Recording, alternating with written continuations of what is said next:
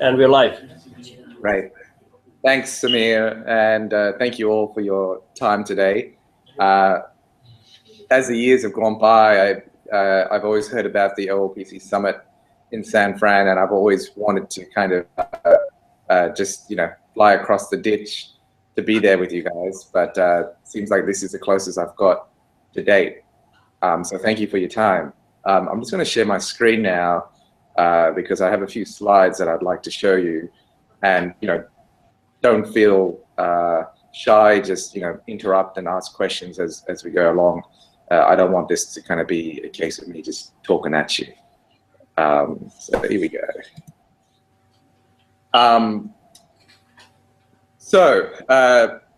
Many years ago, like yourselves, I was inspired by the One Laptop per Child initiative, and I decided to try and bring it to my geographical area. As the years have gone by, we've grown the initiative in a very grassroots way, and we convinced some corporates, local Australian corporations, to jump on board and support our efforts. And that resulted in the Commonwealth Bank and Telstra and a few other companies providing us with some funding, some seed funding to get the project going.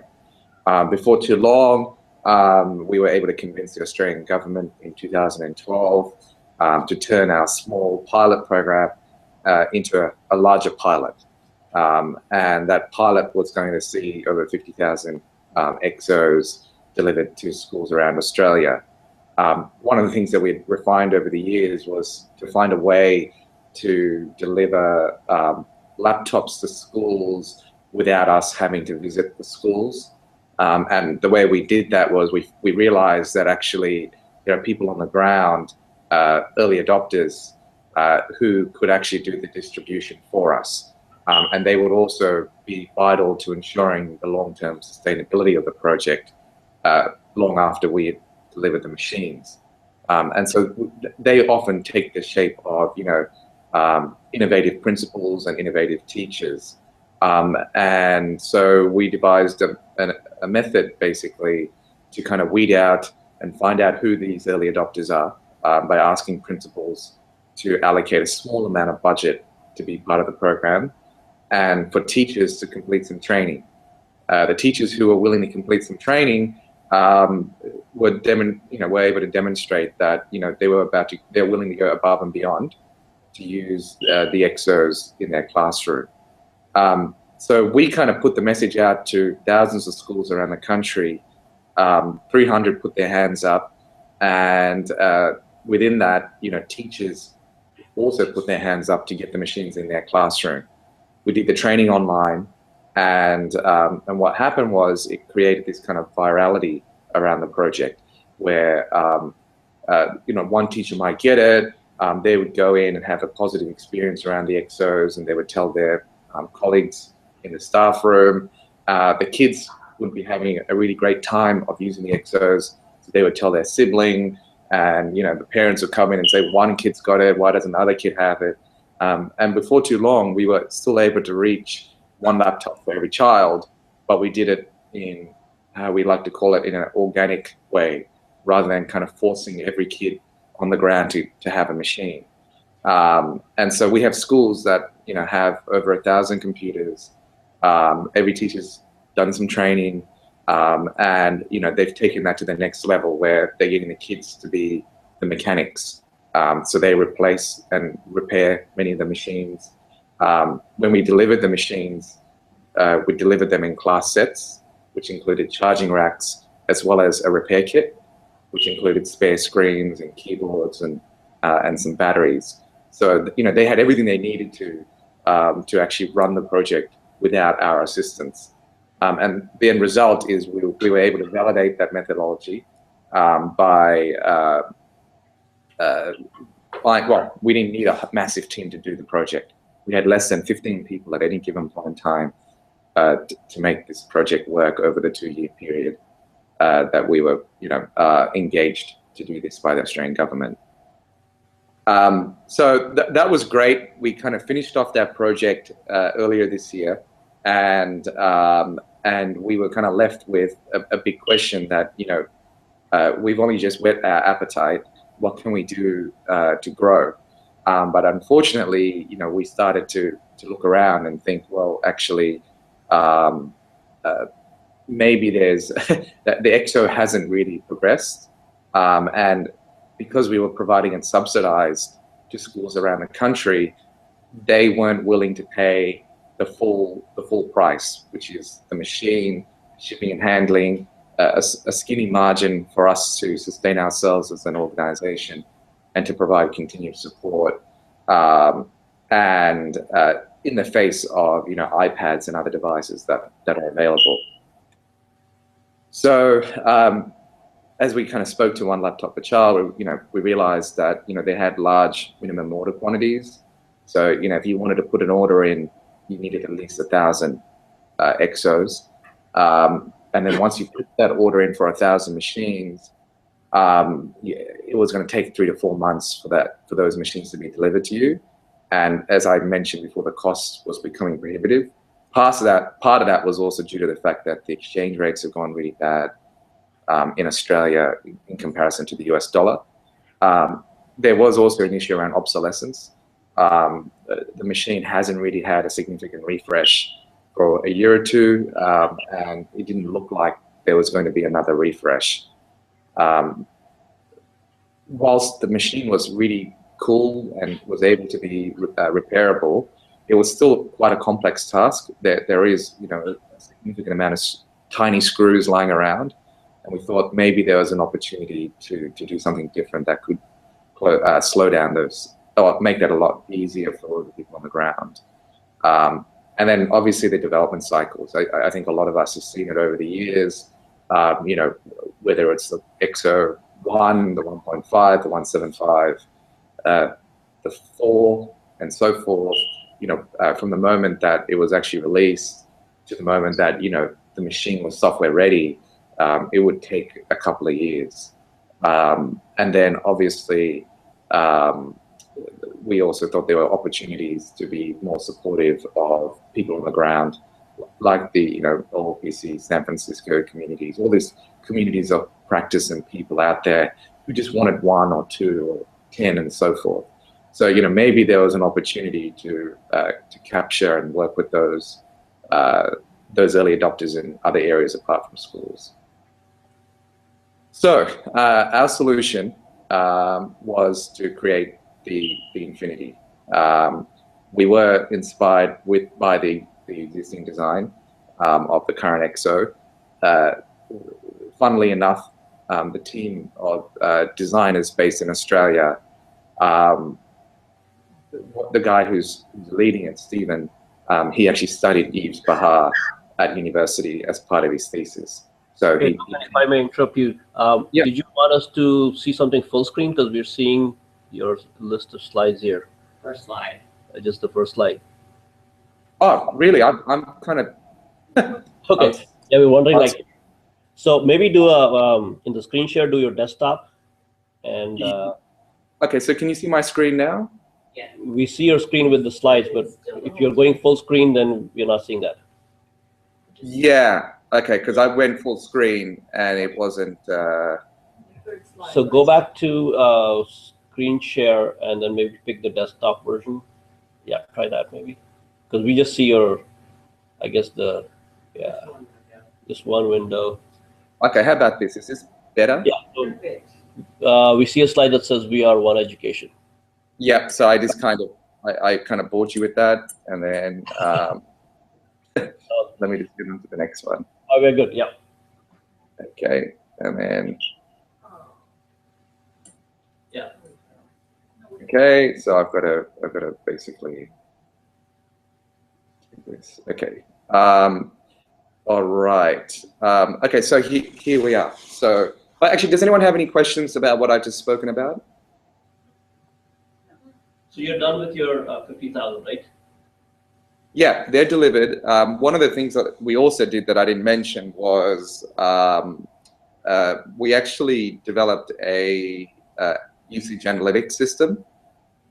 So we implemented that on Sugar with Walter and the team there, Gonzalo and Martin, and then we transferred that system to Android, and that actually had a significant impact in us understanding how the machines were being used.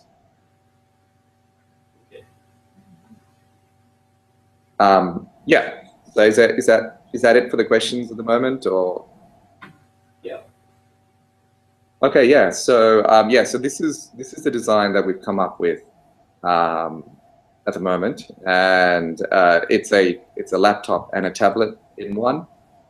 So what you'll see here is you can kind of push the screen back a bit further. You can overextend it, and then you can pull the tablet out.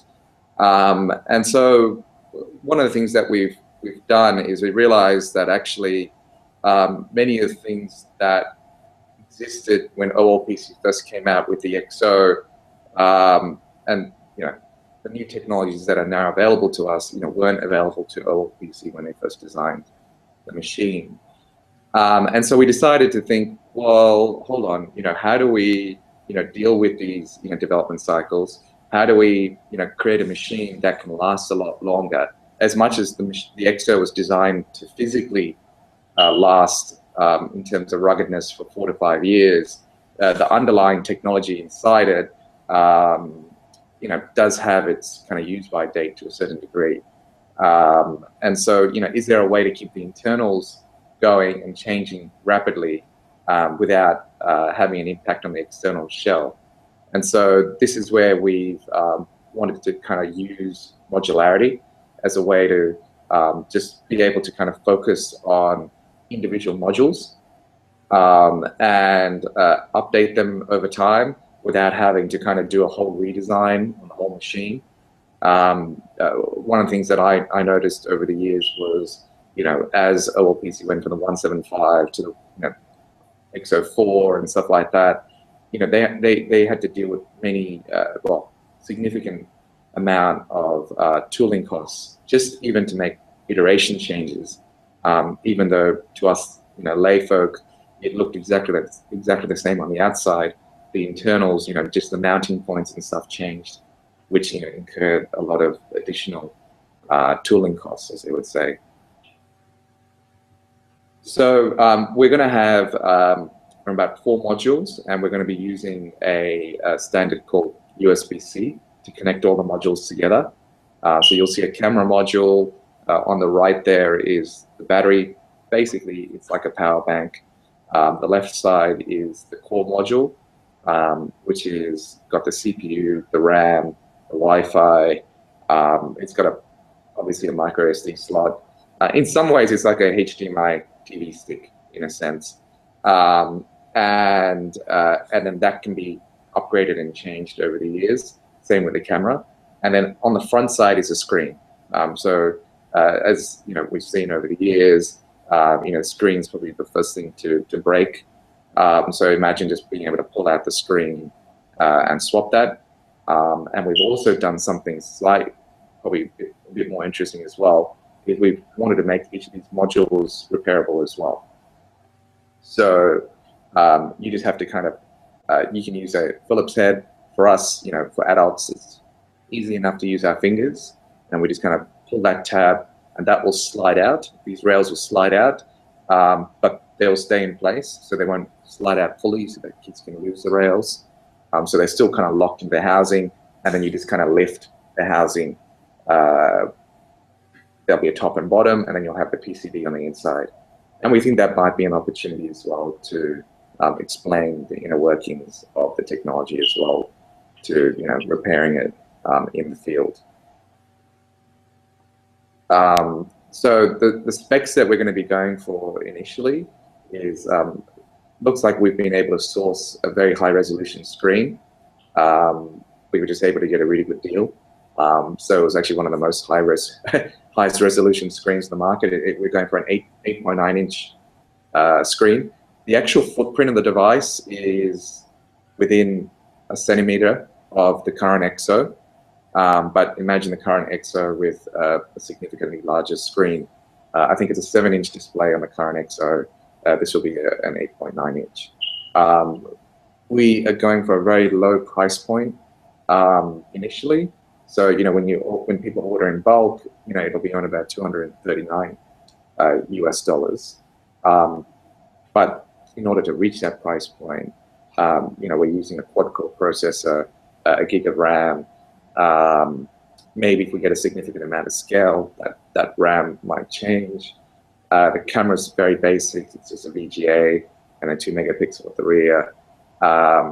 It's going to be obviously a tablet, so it's a multi-touch capacitive screen. We'll be having a Lollipop, and we'll be looking to roll out Linux as well. We haven't really settled on a particular version of Linux. We are talking about Ubuntu, but we might do Fedora as well, based on what people require. And I think I read somewhere that Sugar might be running on, is it Debian? Yep. Well, yeah. Sorry. Yeah, and then the battery capacity at this stage is 7,000 milliamps. The key thing that I probably wanted to stress is with this machine, the idea is once you put that cover on, that silicon rubber cover, it should feel and operate like a standard machine. So we are developing a lot of key features such to allow that, because we're using USB-C, Type-C, to achieve a lot of this. So with this, this is the core module here. A lot of the architecture is to allow high resolution screens to come out of this port here. The power, the touch, and all that stuff goes through that port there. What you don't see here is there's actually a board in between, which is all inside this. This is a hub board basically, and in here is what facilitates the connection between everything. One of the things that we're also developing is this battery module. In some ways, it's like a power bank, but unlike all power banks, we need to actually pass the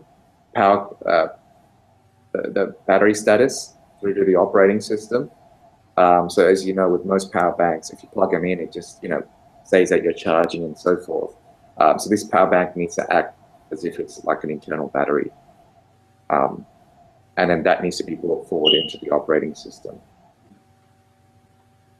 So is that okay for everyone? Does that make sense? Yeah. So it was just imagine yourselves over there saying, you know what, stuff that we want to create a machine. Where do we start? That's kind of what we had to do as well. We didn't have anyone in the team who were experts in creating children's computers, let alone a notebook or a tablet. So from our mechanical engineer in Australia to our electrical engineers who are based in India, who are actually quite switched on when it comes to hardware development. No one in the broader team had done something like this, let alone a modular computer. But we've got pretty far in all of this. So in the next week or so, we'll have all our boards here.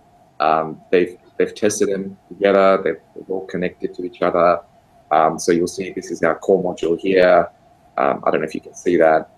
This here is the screen board as part of the screen module. This is our high resolution screen, and this is just a little USB Type-C cable that goes between the core module and the screen board. There's obviously a hub board that comes in between there now, but this was just a very simple test that they showed us that everything was working.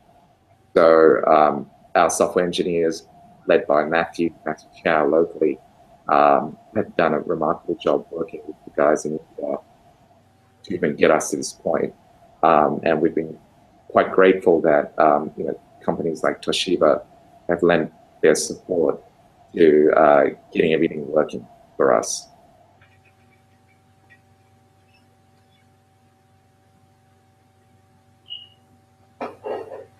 So where are we in the scheme of things?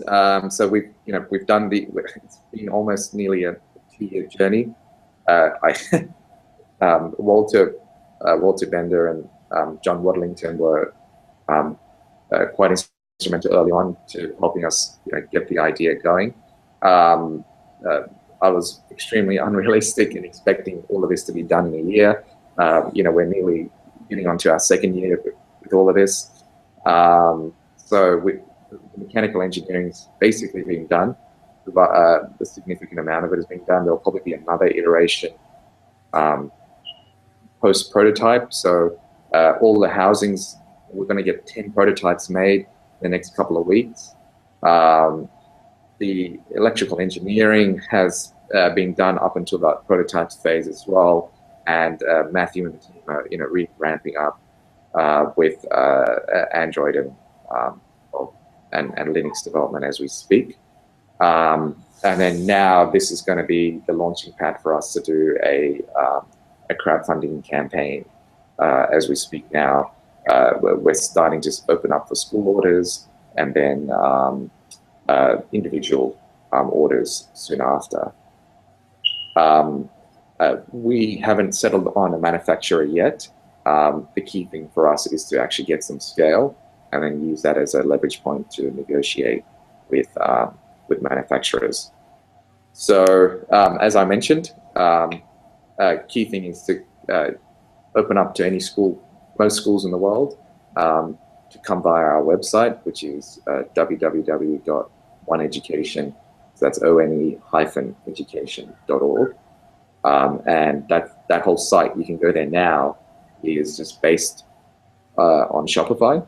And then we've been fortunate for Indiegogo to actually approach us, and they basically requested for us to jump on their platform, and they're going to be supporting us in running a crowdfunding campaign. We're targeting from the middle of next month, middle of November, and so that all that work is like really ramping up at the moment. And so the idea is to at least hit 10,000 units. If we're lucky, we can hopefully get a lot more than 10,000 units. And then all of that is crucial to us getting the device into production, and then with the proceeds allowing us to seed projects around the world. That's we're still a not-for-profit. All our proceeds go back into achieving the mission, just like One Laptop a Child. So yeah, so that's any more questions? Any questions for me? So has the crowdfunding begun or not yet? No, it hasn't started yet. I'll just get off my screen. Oops. Yeah, so the crowdfunding hasn't started yet. We are in the process of developing our page, and we're working with the team at Indiegogo to ensure that we put everything we need to on that page. So mid-November. So you broke up there. Can you tell us when it begins, approximately? Current plan is mid-November. Mid-November, okay. Not too far. But basically, you can go onto our website, which is again one-education.org, and there's if you look to get a machine for home use, it'll just pop up, and you can pop in your emails, and we'll tell you as soon as the campaign goes live. That's exciting. Yeah. Yeah, thank you. Question. There's a question, yeah. So I just on my little cell phone went onto your website, and I don't see anything that says sign up here to be notified when you can join our Kickstarter campaign. Yeah, so if you click on home, Okay. there should be a little pop-up that comes up. It's on our phone, so Maybe it's a mobile device thing. Let me see. Yeah, we only just hit go on the site yesterday. There's a little line on top, Is it? the little red line on Oh, it's hard to see. top. Yeah, we got it. Red Yeah, line. the font on the top line needs to be a different color so people can see it.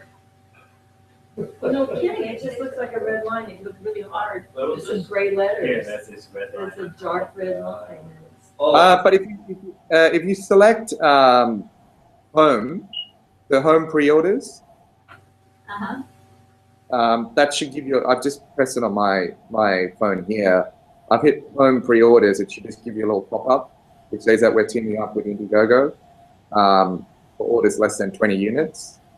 So anything less than 20 units is going to go through Indiegogo, and then anything above that will be via our website. okay. Yeah. Great.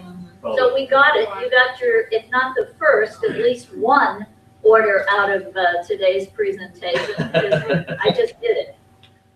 Right. Yeah. So this is. Thank you. Yeah, so you'll this is just to kind of get onto our subscriber list, and then we'll be emailing everyone just prior to campaign launch, so that all the people on our list get a first crack at the early bird perks. What do you expect the price point to be? Yeah, so it's going to be a sliding scale based on volume, but it'll be around about $249 US dollars. That delivered? No, delivery will be on top of that. We're just, so part of the stuff that we're doing right now is just kind of running some numbers around how much delivery would be around the world in different places. And, you know, just working with the team at Indiegogo to see if they've got connections with Amazon and others who can help us with that side of things. But a lot of what we've had to do at the moment is, you know, focus our efforts on bill of materials. So there's still another iteration of hardware optimization that we need to do. But we're at the point where we're quite confident that what we're proposing to do is achievable. Yeah, there's no problems of Nice. taking through customs. You know. Oh, sorry, what was that? Oh, the customs and issues of shipping and logistics. Yeah, if you could ship a whole bunch to, say, Amazon, and let Amazon distribute for you in the US, that would be helpful for. Yeah, that's a great idea, and that's something that we're looking at. There's a company that also does that called Shipwire, which does exactly the same thing as you're referring to. Yeah, that has locations around the world, in the US, in Europe, in Canada, even in Australia. And as you said, yeah, you ship directly to those to their warehouses, and then from there, you know, you ship some stock, and then you unship it to the people locally. So we're not paying international shipping from, say, Australia. What's the relationship with OLPC Australia and OLPC Association? Yeah, so actually now legally we've gone from being One Laptop per Child Australia to One Education Foundation probably a month or so ago, 2 months ago.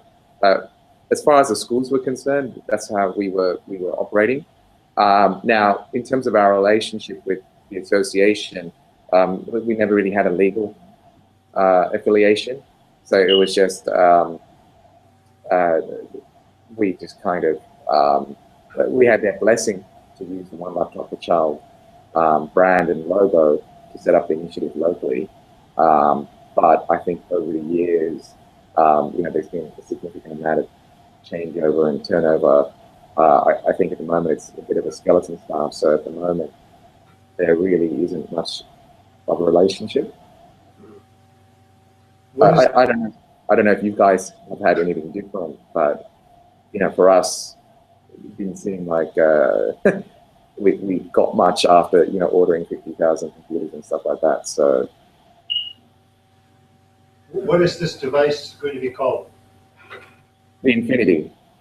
Infinity, I'm sorry, yes, you did mention. Yeah.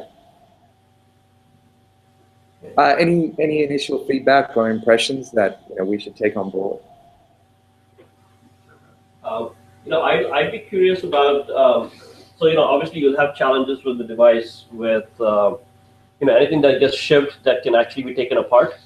There are challenges, right? So like you buy a phone that has no screws on it. That's a different animal from a phone with screws where people can actually take things apart and then say, look, it broke. So I'm sure you'll have those challenges with the hardware, but I mean, it's an interesting space to be in. I'd like to know more, either now or maybe later, on the software end of it. So you talked about Android, you've talked about possibilities of Linux. I've been keeping up with Ubuntu on the phone. The Ubuntu Touch that they have on the phone and tablet, which is a significant, significantly different UI and UX, that whole experience that they've had from the desktop. And then, of course, the application layer itself. I mean, we've had this long history with Sugar. We've seen Sugar go from the classic Python-based thing to HTML5, and sort of moving that direction. And then, does Sugar still play a role, and those kinds of things. So, those would be interesting things to hear from you, and then, of course, work with you guys in the future. Yeah. So I think what we are pretty much doing now is the whole purpose of. So I take on board what you're saying around the pros and cons of modularity, but part of it is to also allow us to respond to and almost be somewhat agnostic when it comes to supporting different operating systems. So what we want to do is, we think Ubuntu is pretty much we're going to be able to do that with the chip and the current core module, which then means that we can send a couple of core modules off to Walter and the team, and they can put Sugar on it. The idea here is for us not to necessarily be wedded to any particular operating system, but allow people on the ground to make the choice for themselves. Because I think one of the challenges here is not to get too prescriptive, but rather, empower people on the ground to use this tool how they see fit. What hardware platform are your developers using to develop the software for your laptop? Do you have an embedded system that you were using? So you think, as in what Matthew's using to actually develop the software and stuff like that? Well, he just uses Linux. I think he runs Fedora on his computer. And is there a specific piece of target hardware that you're going towards? Is it target hardware? Yeah. Okay. So x86. What is it? Sorry, I didn't catch that last bit. Is it in terms of the target hardware? Is it x86 or ARM or? Sorry. Of course, yeah, we're using ARM at this point. But there, down the line, we can have an x86 chip. So is there a particular ARM board that you're using to develop on? Yep. I can tell you that. So we're using a Rockchip RK3288 quad-core processor. There's a few that are already out there. So you can use a Firefly, a T-chip Firefly board, and we've worked with another company called Sunchip, who's given us access to their HDMI TV stick. But Firefly, which is a Chinese-based T-chip, which is a Chinese-based company, have produced development boards. Or they produce development boards for the Rockchip RK3288, which is it's a pretty neat processor.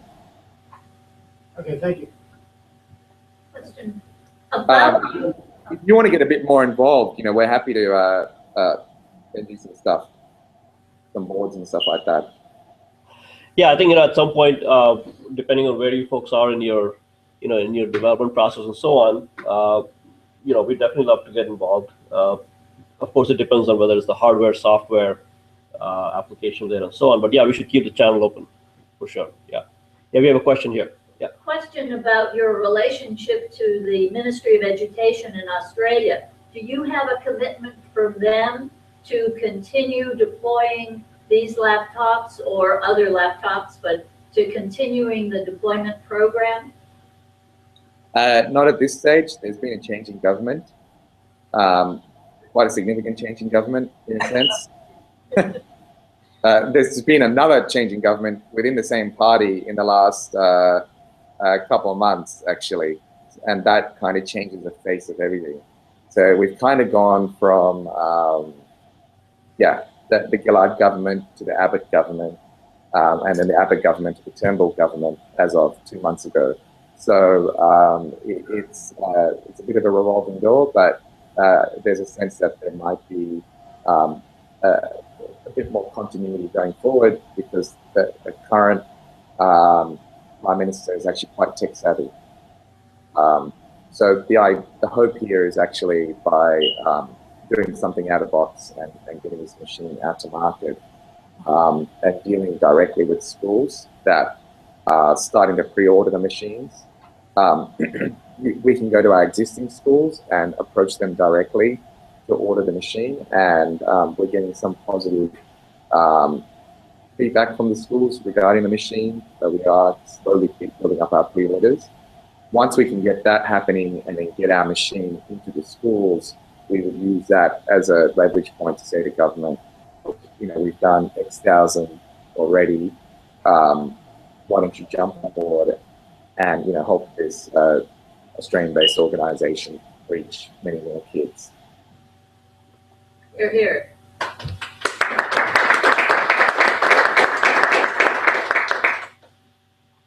Thank you. Yes, one more question. I'll try to be loud. Are you opinionated about the choice of Lollipop?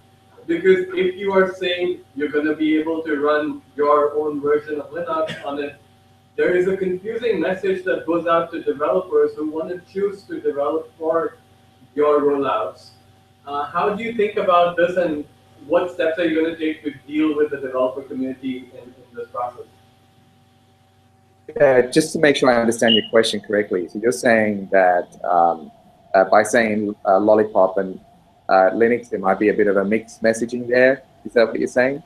That's right. For the developer community who's targeting your work.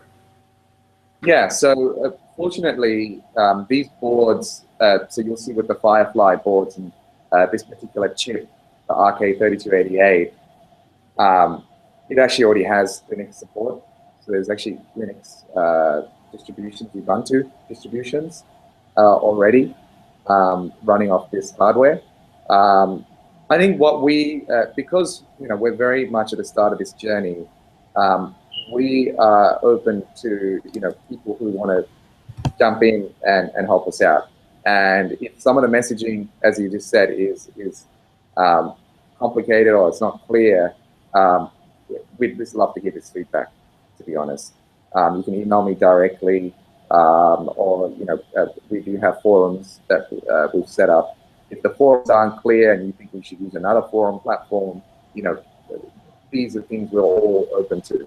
I was actually thinking about the San Francisco community before I joined the call, and I was just thinking, Samir, I saw your post around the mayor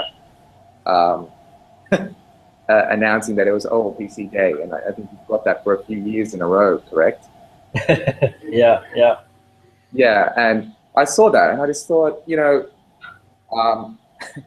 not to digress too much, but when you set up an initiative, and then you have volunteers around the world who taking time out of their weekends, bringing their kids even to support this mission, that's a tremendous asset, and I'd love to find a way for us to help support those efforts, because I didn't feel like, I think at OLPC and that OLPC network, we could have done a better job, I feel.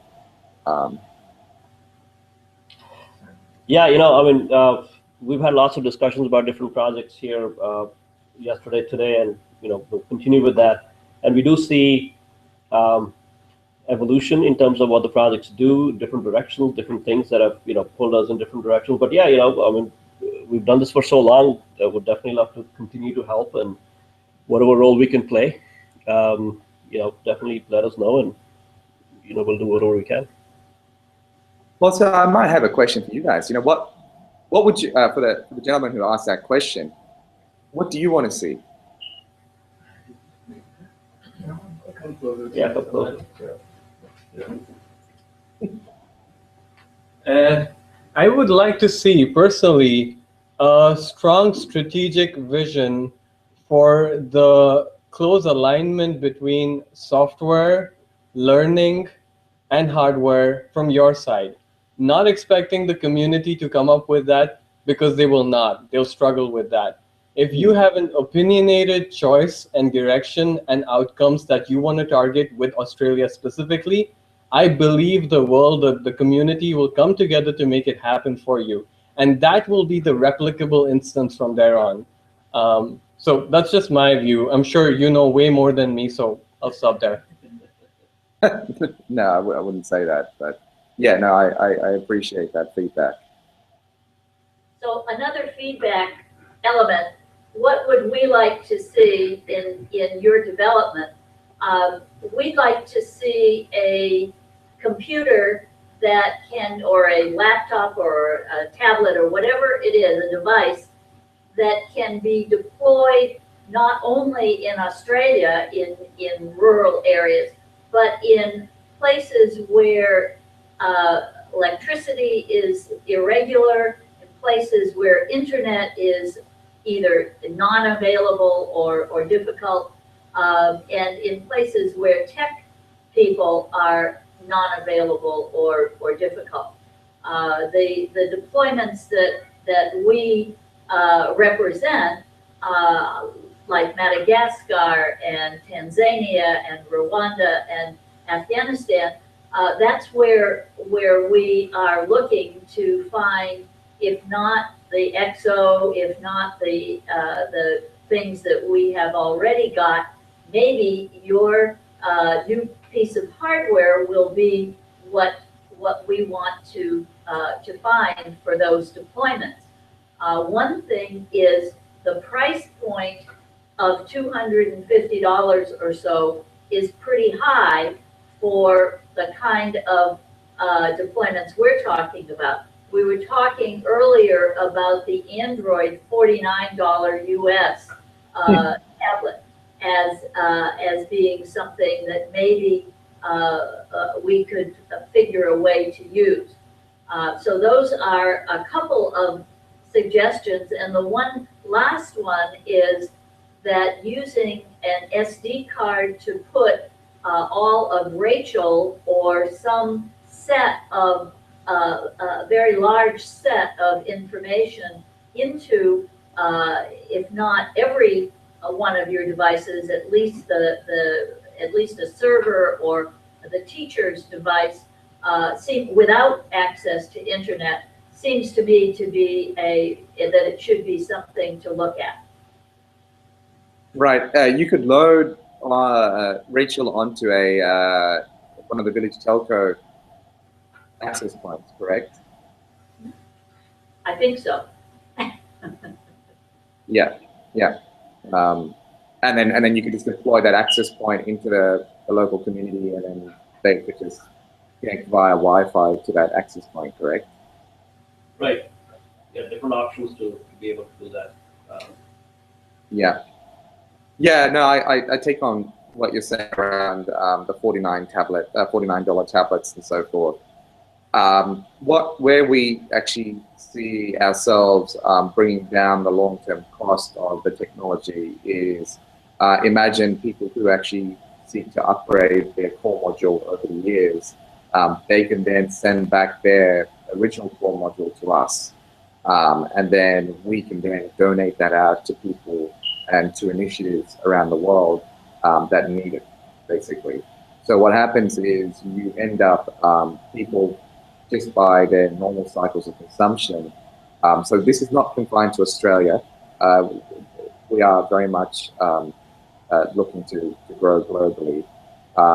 the idea is, imagine people receiving donated modules, which then reduces the cost down from 250 or 249 US dollars down to 150 US dollars. But they still get basically a brand new device.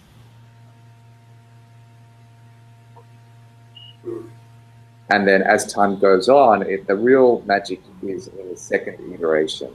When you look to upgrade your machine, you're not looking to upgrade all the other parts and also contributing to e-waste, which is also, a major challenge. If we were seriously to close the digital divide, giving everyone low-cost tablets is going to create tremendous environmental issues.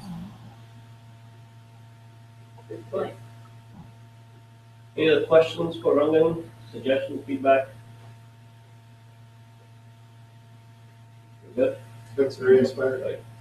Very inspiring. Thank you, Rangan.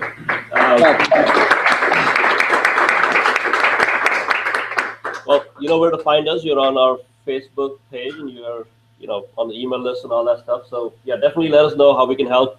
My suggestion would be, you've asked a handful of us here for this kind of feedback.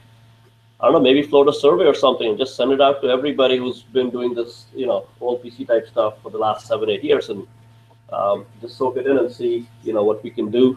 We all have different interests. Somebody's interested in the hardware, the kernel, the radio, the operating system, the user experience, the application, and so on. So yeah, just send out maybe a survey, and we'll pick up whatever we can and run with it. Yeah, but this is very exciting, very awesome. Yeah, look, thanks again for your time, and we look forward to working with you further. All right. Thank you. Thank you.